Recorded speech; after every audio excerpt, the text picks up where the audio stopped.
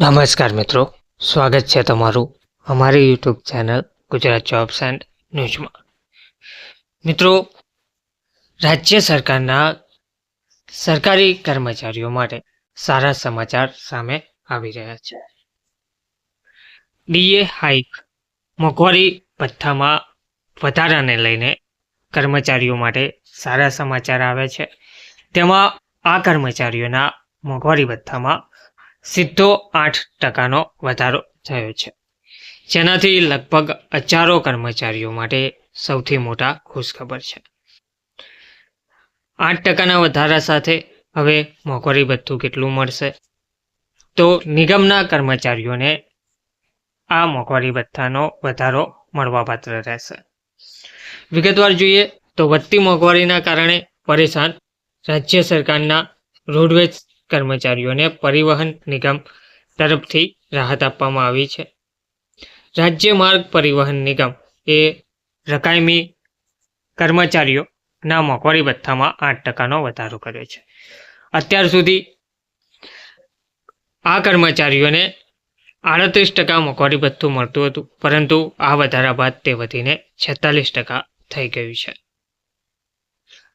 વાહન વ્યવહાર મંત્રી દયાશંકર સિંહે આ અંગે માહિતી આપતા જણાવ્યું છે કે પરિવહન નિગમના કામ કરતા 15,000થી વધારે એટલે કે 16,000 જેટલા નિયમિત કર્મચારીઓને આનો લાભ મળશે. તેમજ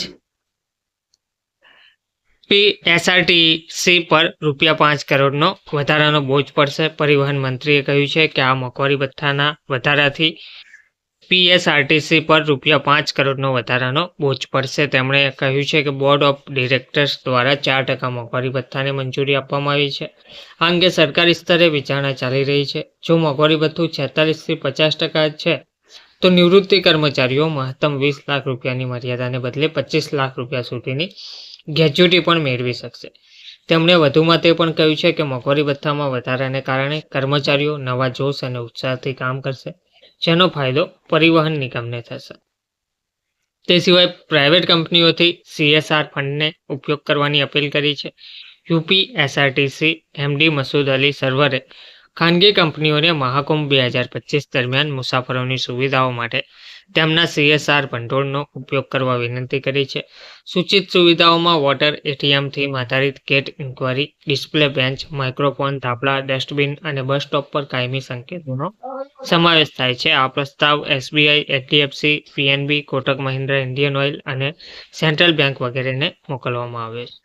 મોંઘવારી ભથ્થું વધારવાનો નિર્ણયનું સ્વાગત. પરિવહન નિગમના રેગ્યુલર કર્મચારીઓને 8% મોંઘવારી ભથ્થું વધારવાનો નિર્ણયનું સ્વાગત કર્યું છે. કર્મચારી નેતાઓએ સરકાર તરફથી લેવામાં આવેલા આ નિર્ણય પર જણાવ્યું છે કે કોન્ટ્રાક્ટ પરના કર્મચારીઓના પ્રશ્નો અંગે વાહન વ્યવહાર નિગમે ધ્યાન આપવું જોઈએ. મોંઘવારી તમામ કર્મચારીઓને અસર કરી રહી છે. તેમણે કહ્યું છે કે કોર્પોરેશને કોન્ટ્રાક્ટ કર્મચારીઓ પર વિશેષ ધ્યાન આપવાની જરૂર છે. ટ્રાન્સપોર્ટ કોર્પોરેશને તેમના માટે પણ સારી યોજનાઓ લાવવી જોઈએ, જેથી તેઓ સારી રીતે જીવન જીવી શકે. ધન્યવાદ.